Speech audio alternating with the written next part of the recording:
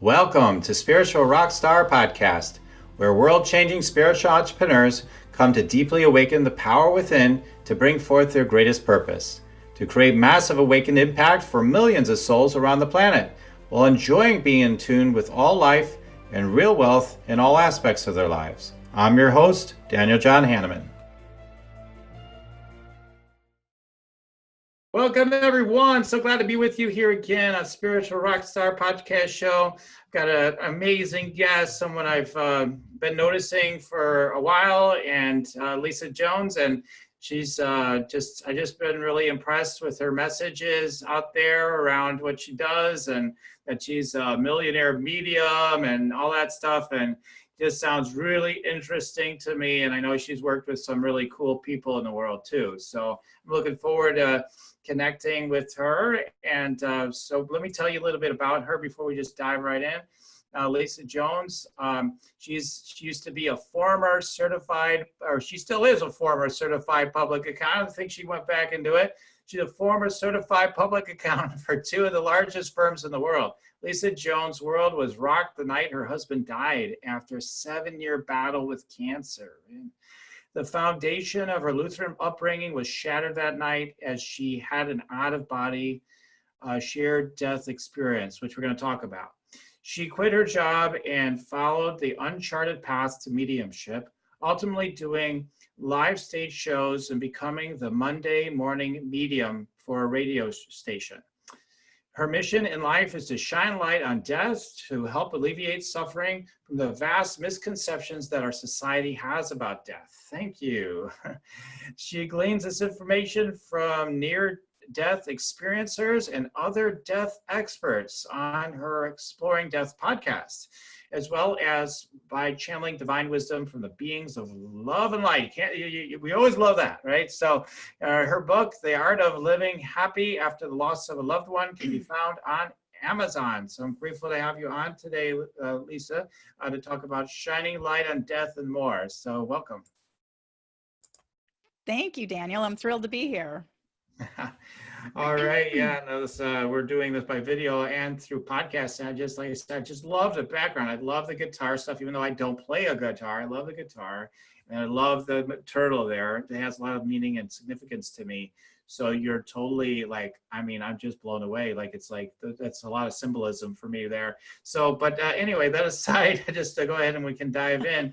Is tell us a little bit about.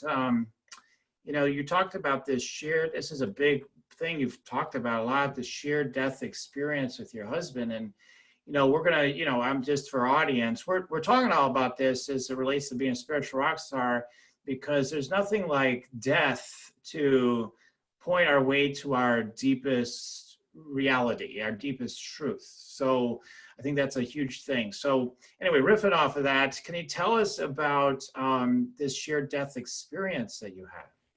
Absolutely. And I totally agree. To me, death is what woke me up to life. I literally was not living before the death of my husband. And as crass as it sounds, I always say the best thing that ever happened to me was my husband dying. And everyone's like, what? How can you say that? But as awful as it was, I mean, there was no stopping it. I couldn't, we did everything for 7 years. He had 3 bone marrow transplants, multiple rounds of chemotherapy and radiation. And, we did absolutely everything the medical world told us to do, and it didn't help. But so what happened was the night that he died, actually the hospice had just been called in that day. He really went, he took a turn where he just became incoherent basically. And he was not wanting hospice. He's like, I'm not giving up. I'm going to win this. But the day he became incoherent, they came in and they said, he actually looks pretty good. It's probably going to be about 2 more weeks before he actually dies. And I just was beside myself because it was the first day he just couldn't, get out of bed and take care of himself. So I was having to do all that. So that night, his brother had come in and was sitting with him. I was sleeping in my daughter's room and my children had gone to his mother's house. And I just prayed to God and I just said, please help me. This is really the first person in my life to die. My grandparents were still living. They lived into their hundreds. And I said, please help us. And I closed my eyes and all I know for lack of a better word, is that the next thing I know, I was in heaven. I was in this realm beyond our physical world here. And it was the most extraordinary, beautiful place I've ever been. There was just a pure, unconditional love surrounding everything. All the buildings were, they just were pristine. They looked like they were made of, platinum and gold and silver, and the sky just was brilliant. And again, colors that we don't have here. And what I heard was this announcement saying, the Grand Mystery Ian Sharp is about to arrive, which was my husband's name. And there were banners, and all of these beings were coming together in this kind of central area. And there was just this excitement of like, oh my gosh, Ian's coming. And I was there amongst this and just, ecstatic. And all of a sudden this giant door started to open and everyone's attention turned, and they just raised their hands. They started cheering and just like, oh my God, here he is. And just as he, I really didn't see much other than like maybe his foot starting to step forward. And right at that moment, it was, knock, knock, knock, knock, knock, wake up, Lisa. Ian just took his last breath. And it was my brother-in-law who had come down and knocked on my door. And I immediately felt as though I had landed back into my body. I jumped out of bed and I was ecstatic with joy of like, oh my God, I just saw where he's going. And I didn't say this out loud, but interior, I was just like, oh my gosh. And so I went down, I ran to our bedroom, and sure enough, his body was laying there, but I could tell that his soul was gone. And, so I had this huge feeling of mixed emotions because of course my husband just died, and yet I was so excited. Well, that morning I had to get ready to go tell my children. And as I was blow drying my hair, all of a sudden his voice was right in my ear. And he just said, oh my God, Lisa, I love you, but it's so awesome here. And it was just confirmation, right, that he got there. And I hadn't had anybody talk to me from the spirit world before. I was a certified public accountant, like I said, and he was a tax attorney. And so this was, even though I was very religious, I was brought up very strict Lutheran. And I thought actually my husband would be going to hell because he wasn't baptized. And so again, it shattered my whole understanding of what I was told growing up. And it was such a blessing. Wow. So when you had this shared death experience, the part that I didn't quite understand, was it kind of like you were in did it seem like, so you're laying there, and so how did you drop into it as the part I kind of missed? Like, tell us more about that. Drop into that. Yeah. Well, again, I think it was really, I was in a dream state. So, I mean, people could say it was a dream. Right. But it felt so much more real. And when I bring it back, I mean, it's as though I'm there. I can never do that with another dream, And the other interesting thing is it wasn't until more recently when I started even reading books about near-death experiences, and so many of the things that happened to me on the other side is what near-death experiencers have seen and heard and felt, like seeing colors that there's no words for, and the unconditional love and all of these experiences that they've had that validated for me. Because I thought when it happened, I was just like, oh, it was just this kind of thing I couldn't understand. But the more that I've interacted with near-death experiencers, I'm like, oh wow, this was an out-of-body spiritual experience that woke me up. Wow. So what were the qualities that, because I'm so curious about this. So the qualities that a dream have, like you said, it seems like, it's just totally different, but what are some of the qualities of that? It wasn't a dream necessarily, but it makes you wonder, right? It's like, what about all the other experiences we have when we're dreaming? Are they really, some people believe when we're dreaming, right, that's actually more real than this world. They have some people call that concept. So, I don't know. So that's so fascinating to me. What's your perspective on that? When we're dreaming, do people say we leave our bodies and we're astral traveling often and things like that? And so you talk about that? I wonder what input you have for us on those sorts of things. So I'm curious about that, how that works. Yeah.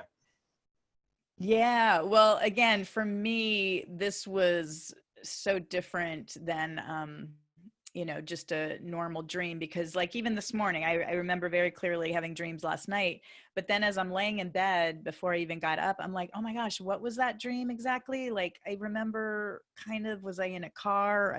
It's like very vague and very Right. wispy and just kind of etheric almost, right? Right. Right.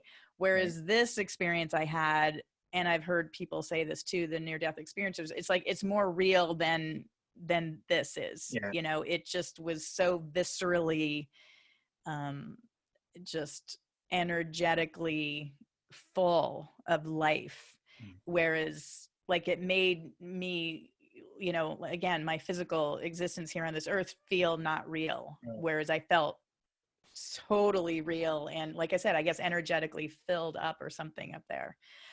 Where, like I said, I can just easily, every single time I can go back and just almost relive the exact moment and feel the feelings that I was having there. Whereas if you think about a dream you had last night, I mean, I can't even, like I said, or even remember half of it, let alone, So 2 minutes of it. yeah, so there must be other people that have had this sort of experience, right?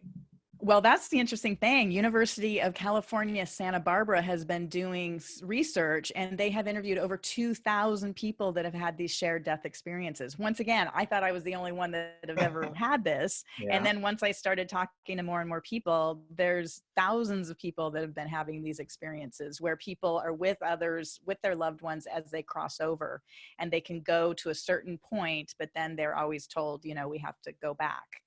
Mhm. And so it's fascinating work, and they're actually coming out with a book soon to really share much more about it. So it's amazing. Wow, wow. Yeah. I mean, there's just so much that yeah, that we're waking up to. It's so funny because again, right, in certain cultures, all this stuff is like, yeah, whatever. This how stuff happens all the time.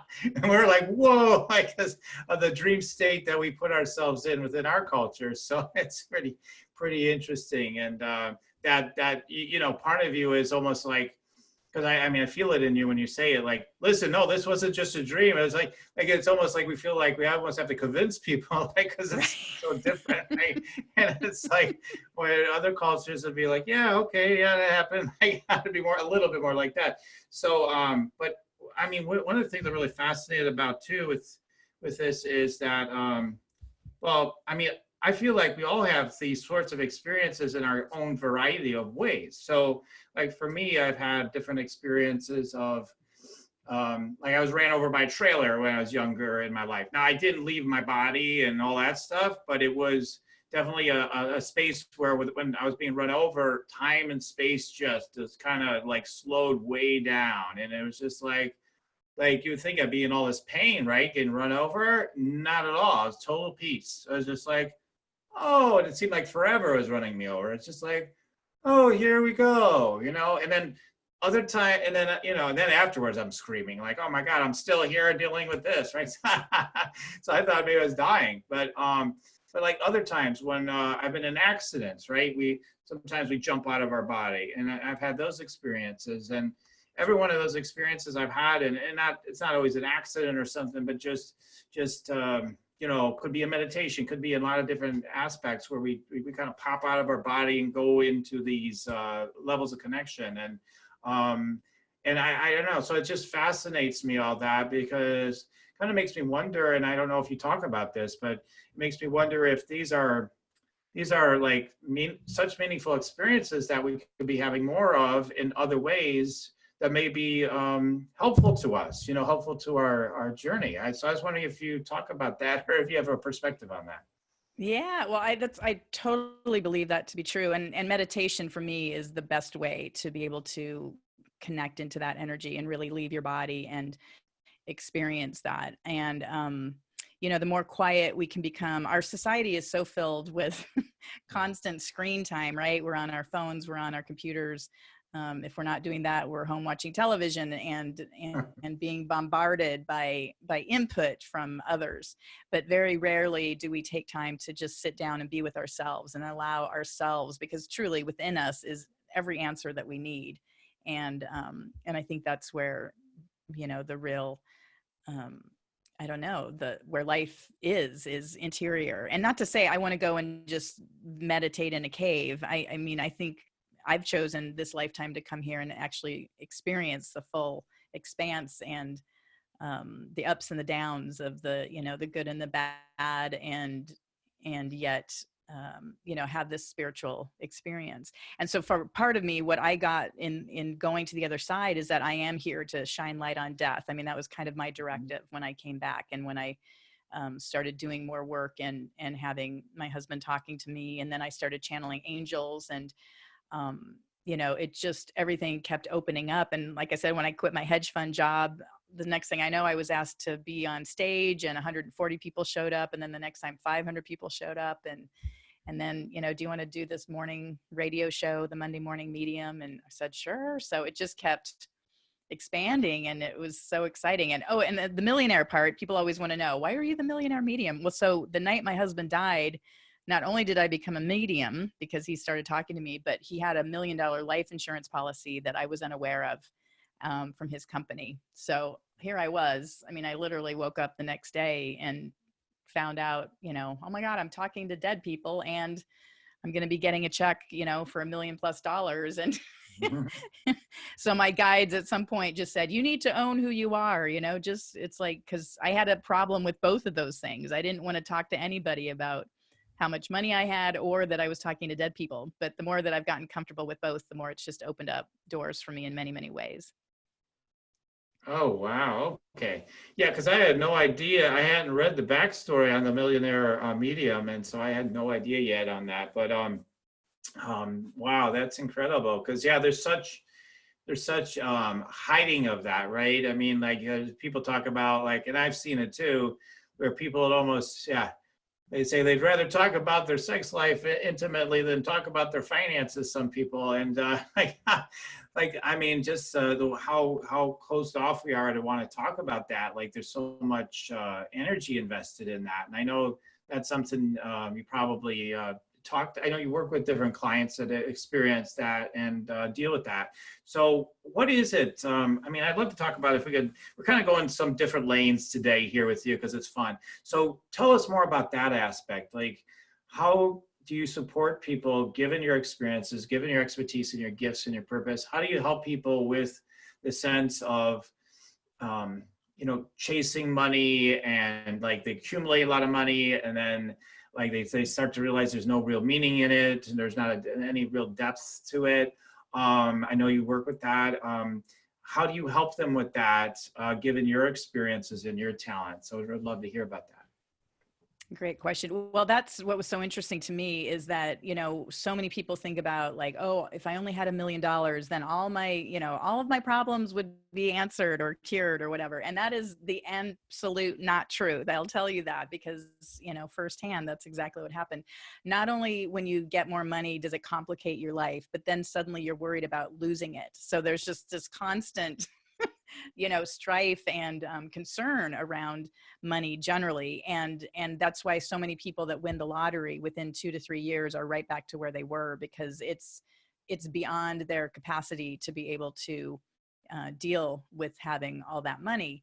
Mm-hmm. And then not only that, but then I also, because my husband he was a high executive in this corporate world, you know, and then after I did receive this money, I mean, I was in the country club lifestyle and friends and all these people with money, and yet they felt so empty inside. And so that's what I coined as the empty wealth syndrome. People would strive, and that's like everybody, our society is so bent on, you know, make more money, but they're not doing what their heart's calling them to do. And that's when you start getting sick.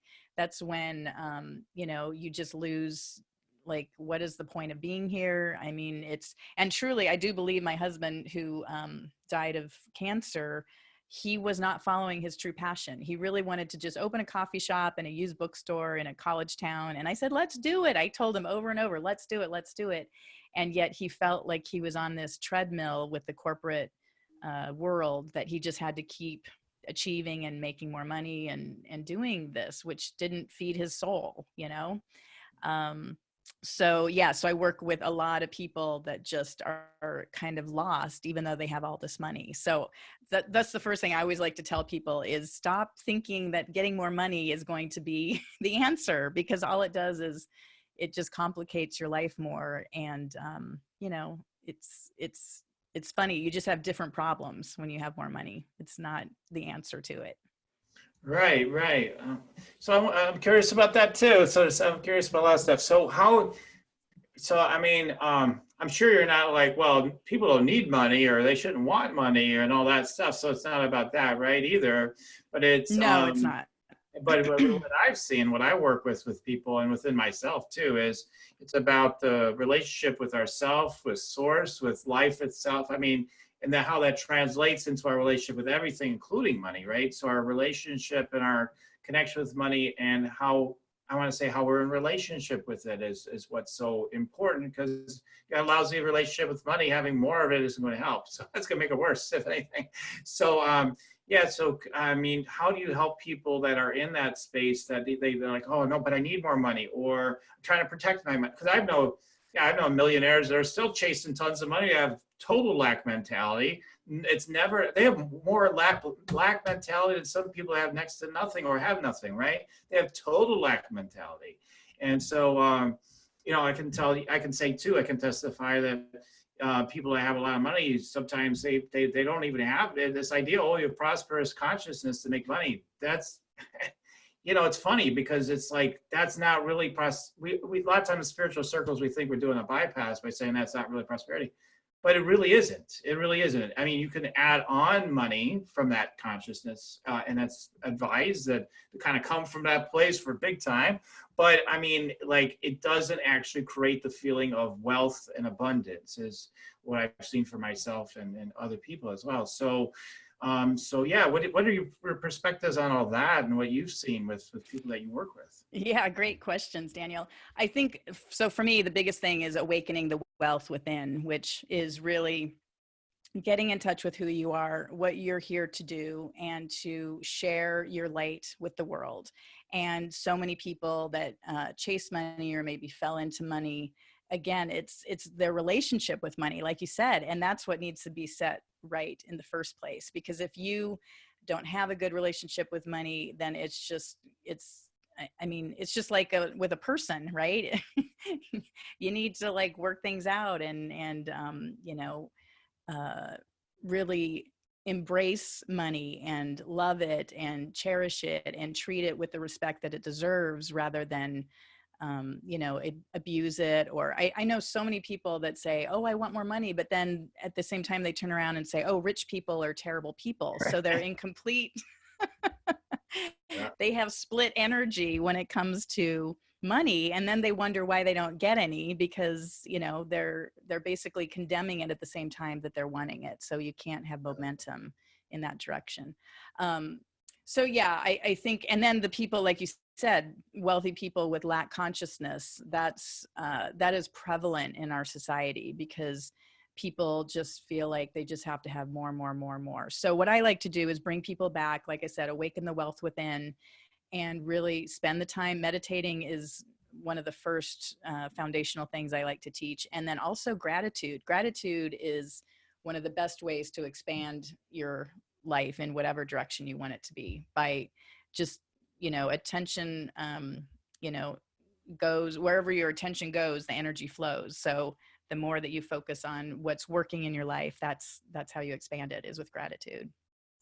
Yeah, and also what doesn't seem to be going well, right? So like, I'm so grateful that whatever happened, you know, sometimes I feel like I'm creating it if I say it, so I don't want to create anything new, but like with that, but you know, things that might be negatively, but a sense of negativity. But actually, when we embrace everything, yeah, well, what do we find? Like, everything is a blessing when we actually see it from the right eyes. I mean, I always remember about one of my mentors, Janet Atwood, you know, with the passion test and everything. She talked about going to India, and that she was staying in a household with some people are, you know, there, and in their culture, like, you know, like they have this mindset, you know, they understand everything's for a reason. It's all, you know, well and perfect and divine. And so she did something, I believe, and the house caught on fire and there was some damage, and she was like, I'm so sorry. And so, oh my God. And they're like, no, this is perfect. This is good. This is exactly what was meant to happen. Like,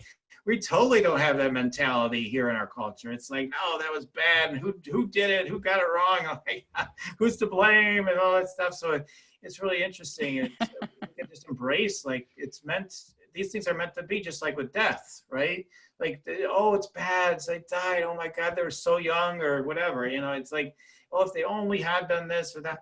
But everybody leaves when they're supposed to. And I know that. I mean, I just know that. Most people believe that at some level. But like, we fight against everything, and especially against people leaving our lives, and the death of anything. I got a Mayan cosmology reading a little bit. It was the first time I ever got something like that, and it said something about death informs me or something. Like, in other words, I'm here to say it's time to shift. That's meant to die, and you're meant to move into this. And that's so true. When I reflected, I'm like, wow, that's dead on. That is what I do. And the more I embrace that, the more good I bring into people's lives. So when we can embrace death, I'm doing a lot of talking here, but like, I just get excited about this. So, but when we embrace death, my perspective is then, like you said, like what you've experienced, so much more life can come in. So I would imagine, my guess is that's what you do. You help people experience their own sense of death and get into that deeper connection. So tell us more about that. Yeah. Yeah. Oh, I love that. And that's really my favorite topic. And that's why I have my podcast, Exploring Death, because I feel like the more you can embrace death and not be afraid of it, the more fully you live life. It's so exciting when, like you said, when things happen, and even because we have many deaths all the time, whether you're, changing a job, or your kids go off to college, or, the end of a friendship, or, somebody actually dies. But these are all transitions that are happening. And when we're resistant to it, and we don't like it, and we're, angry about it, or, we don't embrace it, well, then you're just creating roadblocks to letting the flow of life happen, like you said. And to me, that's what I found. The more that you can just embrace exactly what's happening, and even give gratitude when things aren't going right, it expands your capacity to feel and to live more fully. And that's what's so exciting to me is, and all this idea of shining light on death. Again, our society has taken death and really put it behind closed curtains, like when somebody dies in a hospital, they're just like, okay, get out, we need to take the body, and they take the body away, and then they cremate it, or, you never really see it again. Whereas these other countries, or, societies, they embrace the person that's died. They bring them back home, and they spend, days with them, and praying, and spending time, and allowing the end of that relationship to unfold in a natural way, because we're all going to die. That's the other thing. Everybody's so resistant. It's like, yeah, that's the one thing. And that's the funny thing. Everyone always says death and taxes, right? The only two things. Well, that's me. I was a tax accountant, and now I do death. So I'm like, yep, I'm the death and taxes lady. Yeah, I can't avoid it, and I wish you could, and all that stuff. But I actually was getting excited when you talked about your shared death experience. I'm like, wow, that sounds like fun. I can't wait to go there again. That's the feeling I get.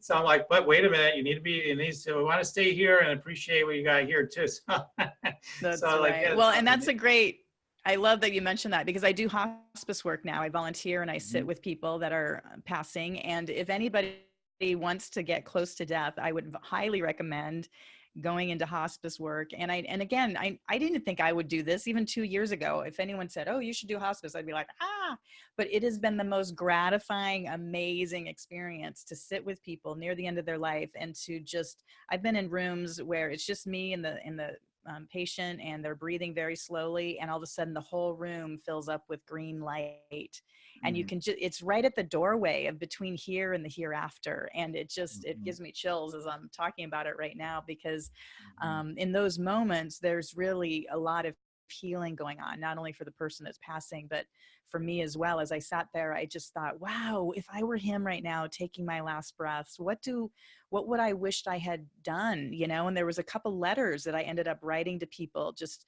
apologizing and wanting to make things right with people, because if I were to die in that moment, those would have been things that were left undone in my life. And so it was such a gift to sit there and to have that thought, and then to actually write the letters. And again, I never heard back from the people, but I was able to clear, I feel like, my consciousness and my karma and do the right thing.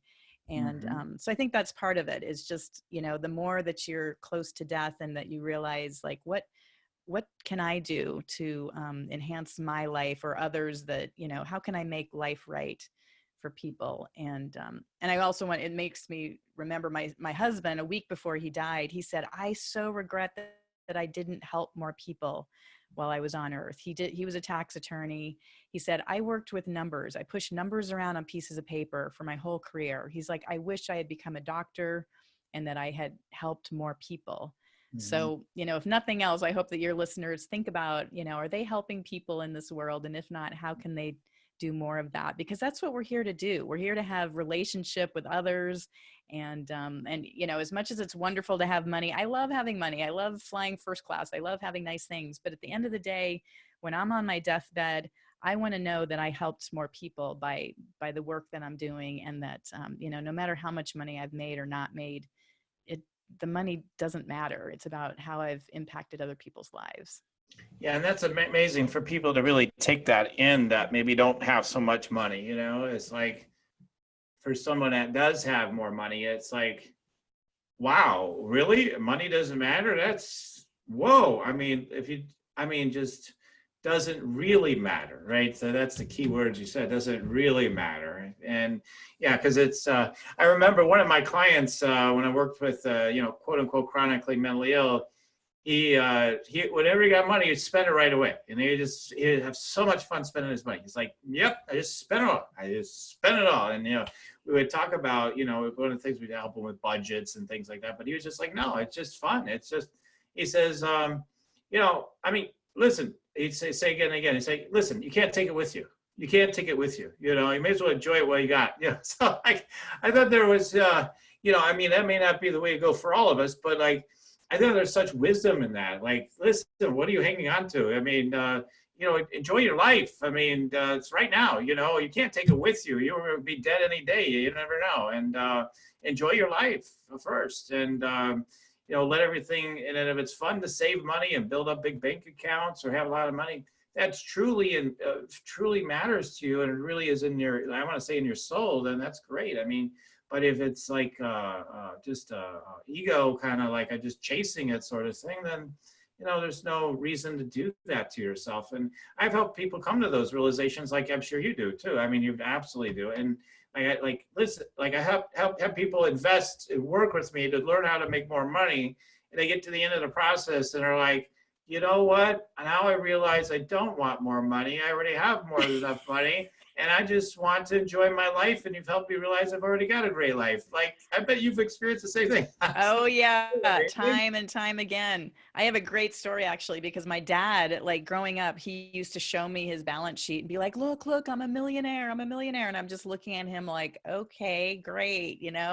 But he was like hoarding his money. He was always about like, how much can I amass? And so then he went in for elective surgery, which I told him, I'm like, Dad, I have a really bad feeling. Please don't do this. So he went in elective surgery, and sure enough, got an infection and died. He came to me, it was about 6 weeks later. He woke me up. It was like, 5:00 in the morning. And I went down and I started typing this information that he was giving me. And he said, oh my God, Lisa, he's like, my physical body took on the manifestation of how I was treating money in my life. He stopped the circulation of money. He brought it into his field. He stuffed it into his bank account and then just, didn't let it circulate. And so that's what happened to his body, is that he went in for the surgery and his whole body circulation stopped, and it broke down his body. So he said, so now that I'm on the other side, I see that my lack of circulation of money became in the physical form of his physical body. And that's what killed him. So I love what you just said, because I want to encourage people. Yeah, circulate your money. That's one of the tips, actually. That's how you make more money, is by circulating money, by sharing it with others, by, helping other people with your money. But by just trying to amass tons of money, that's again why people have empty wealth syndrome, because Yeah. all they're doing is trying to like somehow get to this point of having all this money, which again, when is enough enough? I mean, there is never enough for those people that, you know, just want more, more, more, more. And so they have to figure out what in their life is their passion and how can they start spending that money to help more people. That's where it starts, you know, accumulating dividends and benefits for you personally as a person. You start getting more benefit and you know, enjoyment out of life when you help more people. So interesting. Right. Right. And I think that's always a great reminder for people. Listen, you can help a lot more people in the ways that you'd like to help people to fulfill your passions and your, you know, your purpose when you have more money. But we often we don't, we aren't, you know, we just think it's about greed because that's what we see on TV, I guess. Like that's that kind of concept. Just more money, accumulate more, you can more. Ah. So yeah, absolutely. Yeah. So yeah, this is so great. So through your gifts, the question that's coming up for me as you're talking, through your gifts of mediumship, you actually can even tune in to what people think on the other side, so to speak. The consciousness is saying to you anyway, of these beings, like, well, now that you got all that money, now what do you think? You know, like about that and sort of thing. And you're able to get that wisdom. And I think that's amazing. That would, if you didn't already write that book, that'd make an amazing book. You know, millionaires from the other side, what their advice is, or something like that. Oh yeah, I like that. That's a good idea. I should do that. Yeah, something like, you know, these downloads, right? So, but yeah. So I mean, that is amazing. That, and then, like, and I keep thinking too about like when you said you became a millionaire and you became a medium all in like all at once, and like you had, so we talked about the money stuff now, but I wanted to also talk about the medium stuff and the challenge you had with that, because, you know, I've worked with healers for years, people that are wanting to step into that and the fears. And, you know, when we scan their fields, we always see like persecution energy in their field, right? From past lives, et cetera. So, I mean, so there's so much of that that people have to deal with. So for even your own journey of like what you dealt with that. Now, you should hide the fact you got so much money. You better hide that you're a medium. You better hide everything as like the mode you'd be in. So I'd love to hear about your experience about that, so we can maybe help other people that are in hiding in one or both of those categories with that as well. So what happened for you in that moment? Yeah. Well, great question. So originally, so when my husband was diagnosed, I had gone for a massage, and I started crying on the table, and she said, you know, what's wrong? And I said, oh, my husband's just been diagnosed. And she said, oh, well, do you talk to your angels about that? And I just, in my mind, was like, oh my God, stop touching me and let me out of the room. This crazy lady talking about angels. And again, like I said, I was brought up Lutheran, Yeah. very strict, like religious. And we didn't talk about angels in that religion. So but being a good girl, I didn't say anything. I'm not one to confront people or whatever. So I just let her keep talking. But what the funny thing is, she started saying, well, I always ask my angels for parking spots. And then I was like, wait, hold up. I need parking spots. Cause I had two little children. They were, Wow. they were 1 and 3 at the time. And then my husband was diagnosed. And so I was like, I need front row parking spots right now. So she said, well, just ask your angels, you know? And so I started doing that. And guess what? I got front row parking spots everywhere I went. So that was like the first breadcrumb. I like to call them breadcrumbs that started showing me this way of connecting to, you know, the angels. And so then it was maybe 4 years into my husband's, you know, diagnosis and everything, that somebody then actually took me for an angel reading. Again, I thought, this is weird. We were going to this metaphysical store, and, you know, I just was like, okay. But as soon as the woman started talking, something opened up inside of me, and I'm like, oh my gosh, I need to learn how to communicate to these angels. So I left the metaphysical store with the book called Angels Speak by Trudy Griswold and Barbara Marx. And it changed my life. I started reading it, and it was really learning how to do automatic handwriting, where Mm-hmm. you would sit down and just, I would write at the top of the paper, you know, dear angels, what would you like me to know? And then I would just start writing. And initially, you know, the first words I got were like love, or, you know, something super simple, which again, most people are like, well, that's just my brain, right? So you have to start discerning that what you're getting is different than what you're making up in your brain. And over time, I got really good at that. But guess what? I didn't tell anybody. I still thought this was crazy woo woo, you know, because I was an accountant. I was in the corporate world. Like, this is not stuff that, you know, corporate people talk about. Right. But then the night my husband died and I had my out of body experience, that is what broke it open for me. And that's when I started sharing a little bit more with people that I was talking to angels. And so friends started emailing me, and I'd type back messages. And then one time a friend of mine came to my house and said, well, can I ask the angels something? And I said, sure, let me get a pad of paper. And she said, well, can't you just speak it through your mouth? And I was like, okay, we can try. And so she asked the question, and I didn't know anything about energy, you know, grounding myself or any kind of anything. So the next thing I know, it felt like a train of energy just dropped on my head. I started almost levitating off the ground. And I was like, oh my gosh, make them stop. I mean, my whole body was just like shaking and jittering. And my friend was like, angels, go away, go away. But what I found out is that the angels were so excited that I was finally using my voice that they just couldn't contain the energy, and they just kind of overflowed my, you know, myself with it. But like you said, the reason I didn't talk about it is I think I've had many past lives where I've been hung or drowned or whatever for doing this spiritual work. I lived near Salem, Massachusetts, for goodness sake. So I was too close to some of the places I had been hung. But yeah, I just had a real thing. Even when I wrote my book, which came out 5 or 6 years ago, I didn't want the word spirituality on it. It just still was hard for me to really embrace that. So I think it's just belief systems that, you know, people need to clear out. But yeah, the more I've embraced it, the more it just keeps opening up and unfolding. And, you know, I've learned along the way how to ground myself and, you know, surround myself with love and light, and it's been a lot easier. Wow. So you made this big transition. So in some ways you were very, I mean, other than the dramatic, you know, energies that came in later and experiences, you're much like a lot of other people that go into healing or coaching in a way, because, you know, you start studying, and then, you know, you start, you know, playing with it, and then it starts to grow, and then you get more and more into it. And before you know it, you're doing it, you know, full time or whatever, you know, you get it more into it. So a lot of people do that.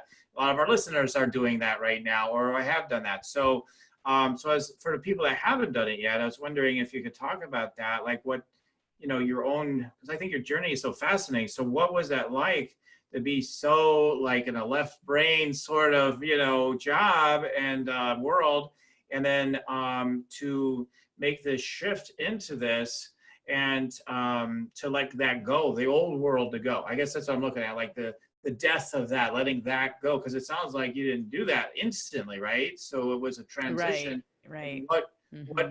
how did you navigate that transition, and how do you recommend other people navigate a transition like that?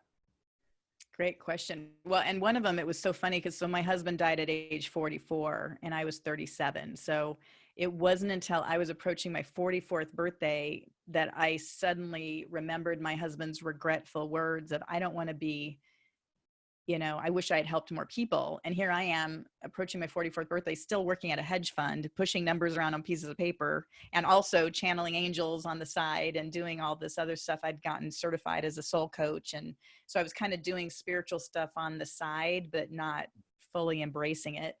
And as, like I said, I got to my 44th birthday and I'm like, oh my gosh, I'm going to live a day plus longer than my husband, and I'm still not doing my work.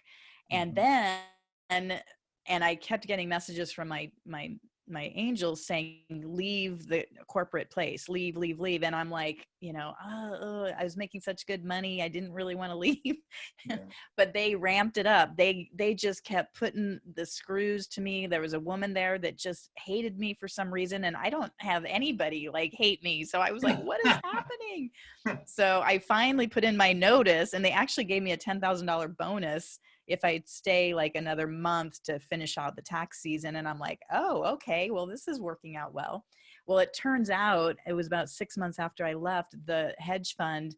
The FBI came and basically took everybody away and questioned them. And 3 of the partners ended up in jail. So that was part of why my spiritual team was like, you got to get out of there, like, like things are going bad here. Yes. So, but anyway, but then once I started, it just, like I said, everything just unfolded. And so I think that's it. It's taking that leap of faith. And when things start getting bad, like my job just got worse and worse and worse. And it was universe basically saying, yeah, we're going to kick your butt until you start doing your work, And so if things aren't going well, I'm just speaking to those out there that feel like they're here to really do something more. They're supposed to do or share their gifts. If things aren't going well, it's just a symptom of you not following your path. And as soon as you get on your path, things just get rolled out like a red carpet. And I mean, and I've heard that over and over and over, that when you're on your path, it's easy, but it's only when you're not on your path, you get those roadblocks, and, because Spirit's trying to get you onto helping others and do your work. Oh man, that's amazing. That's amazing. So, yeah, I mean, it's so interesting. It's like, I think about, yeah, because I mean, I've had this experience on my doing work that's connected to my purpose. I became successful. I was happy. I was content. I was expanded, but I was told, no, that's not absolutely it for you, so to speak. Don't keep doing this work, So, for example, I had Academy for Invincible Healers, and I was told, okay, that's it. It's time to go, next thing. And so I started Your Sacred Purpose, which is what I am now under that umbrella. And so, and it's still unfolding. It's not like, oh, I mentally can tell you exactly why all this has happened. I could, but I'm still syncing with it. I only have half the story, but basically I was called to help people who are more looking to be leaders and do big things in the world, or are already doing that and need this type of support I bring to get enlightened and connected and all that sort of thing. And so, but the transition has been kind of, a little bit hellish, I'll say. I mean, it's been difficult. So I can say, even when you're following your path, there are times of the death that is really hard, because I had to let go of all that energy of what I was doing. And I've let go of all of it. Like, there's just these little threads left. And it's just like, okay, it's getting easier. It's almost done, so to speak. Almost getting that ping thing going completely now. But it's like, it's been difficult. And so I know, the experience of a death or a transition in your life like this, it can be really tough. I mean, and not always for every person, but often can be, especially if it's something you really love, like a dear, like someone you lose in your life, like your husband I'm thinking of right now. Like, you really loved him. I mean, part of you is like, yay, and about some aspects of it, he's like, yay, but still there's a grieving process. And so I was wondering if we could talk about that, like the death of things coming to an end, not just the loved ones in our life, but these transitions, yeah, I mean, because I imagine being in a hospice and everything, you definitely, you do a lot of that, helping people to move through those transitions. So could you tell us a little bit about that as we start to kind of wrap things up for today? But I want to hear about that. Yeah, absolutely. Well, that's a great thing. And again, I don't want to make it sound like, oh, if you're on your path, it's all bed of roses. You're right. Absolutely. Yeah. It's not. But I just noticed when I quit the hedge fund, it just was like, wow, like it just kept, every door I kept turning, it just kept opening and opening, which was such a blessing, until, like you said, my mom died. And that was 5 years ago. And that just brought me to my knees, because during my husband's illness, she was there supporting me. I was adopted as a baby. So I felt like my mom was really my savior in this lifetime. And so when she died unexpectedly, again, just like my dad died quickly, both their parents lived into their hundreds, and they both died in their early 70s. So it just shook me to my core that I would lose them so young. And my mom, especially, she was on a 30-day vacation in Hawaii, and she called me on the last day and said, "Oh, I don't want to leave. I love it here so much." She hung up and had a stroke and died. Like, she literally didn't want to leave. So, so it took me, when that happened, I stopped. I mean, I couldn't do my stage show anymore. I was actually in talks to do a TV show, and I just said, I can't do it. I'm like, I just crumbled, and everything kind of came to a close for me at that point. And I just needed to take 2 or 3 years just to get back. So it's really only been in the last couple of years that I've been, getting out and doing more of my work. And even this year has been a transition. I started my Exploring Death podcast. It's now been going for 2 years, but this year something's happening. I don't know what. I know I'm transitioning to something new, but like you said, I can't quite figure out what that is, but I just keep, waking up every day and being grateful for what's happening, and just keep showing me the way. And I think there's stuff happening astrologically as well. And, 2020 is going to be a big year for, I think, people. And, so, I think as everybody is elevating and we're all rising,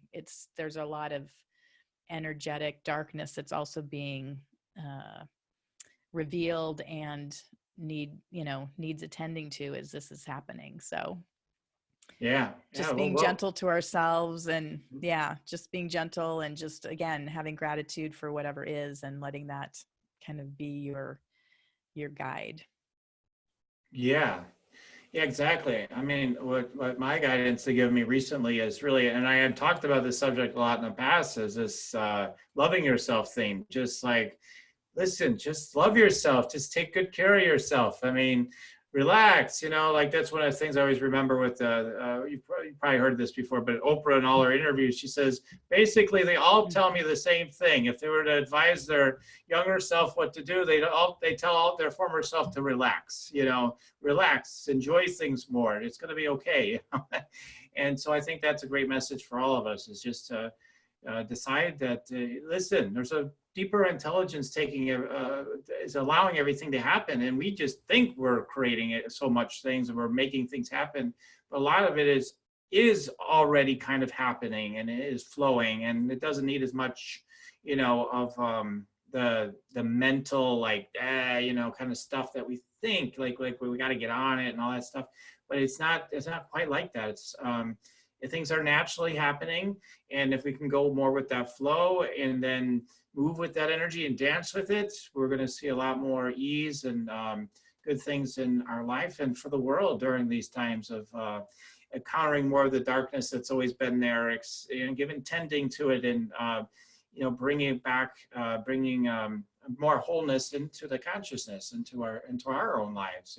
So I think it's an incredible, beautiful time, and I think it's even great that we're talking about the whole world might bend, and like all these things, like it's a great, beautiful opportunity for ourselves right now. And I'm grateful for the people that are listening to the show, that I want to be a part of ushering in this deeper awakening that I feel that's happening right now. So absolutely. I agree. It's beautiful. And like you said, get out of our brains and into our hearts, and just live from your heart, and love yourself. And like you said, go with the flow, because it's happening.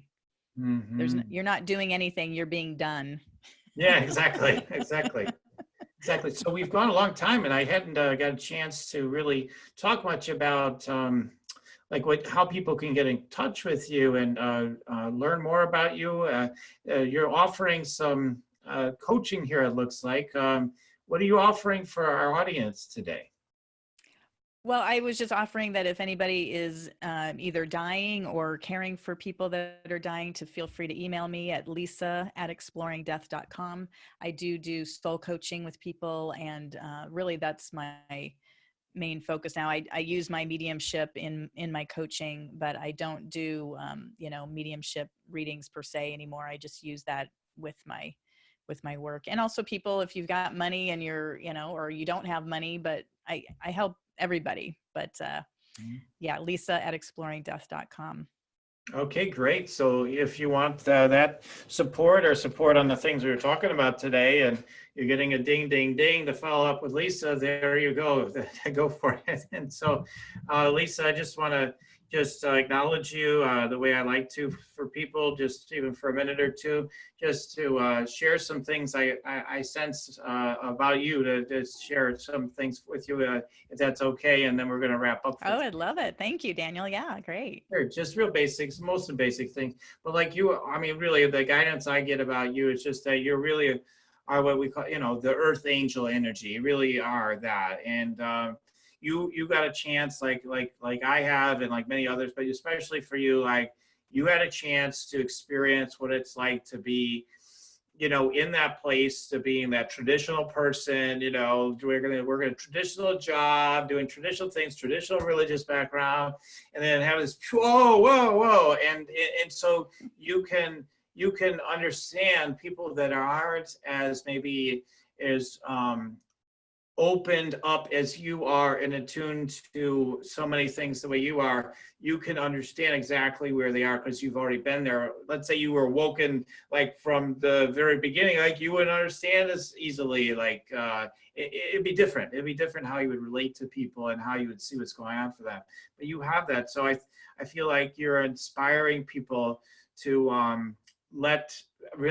I want to say, I know you're doing the end of life coaching, but I feel like you're helping people to, like I said earlier, like navigate these transitions. And I think there's a greater, as a global leader, I feel like you are definitely part of the team that's ushering in the new energy and a new consciousness. And so I think that's really important to just point out for you today, and just is an offer as an input. So, so I get a real feeling around that. So I think you're doing it in your own way right now through the end of life stuff, and then through your podcast, which is called what again?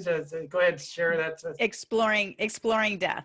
Exploring death, yeah. So you can check that out too. But what they're telling me is that these are very important, deep things you're doing, and that there's still it's a continual journey for all of us, but these are still stepping stones into greater and greater levels of actualization and service you'll bring into the world in the future.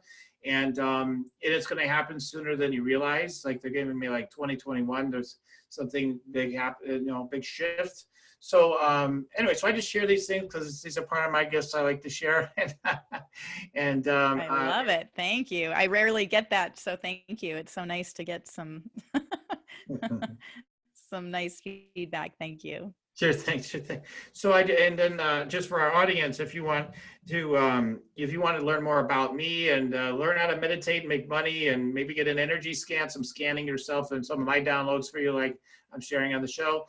Go to yoursacredpurpose.com, and you can get a free meditation, meditate to make money, and make money there. And also you can explore the opportunity to get an energy scan with me, especially if you're really feel like a big purpose and you want to make a big difference in the world. So go spiritual rock star style, right? So, all right. So Lisa, just an amazing time together with you today. And I'm just so grateful for the blessings you brought to me on this day, and to our audience, and just bless you so much for who you are and how you're supporting everything here. So thank you so much. Thank you, Daniel. It's such a pleasure to be here with you. Okay. All right. Well, goodbye, everybody. We'll be with you on the next show. Goodbye for now. Wow, what a pleasure to have you join us today. Thank you so much for listening to Spiritual Rockstar Podcast. Stay tuned for our next upcoming new episodes each Wednesday and Saturday. Please be sure to subscribe, rate, and review to help us to serve you best. As a reminder, you can get your free Meditate and Make Money meditation at www.yoursacredpurpose.com to rock your sacred purpose. Goodbye for now, everybody.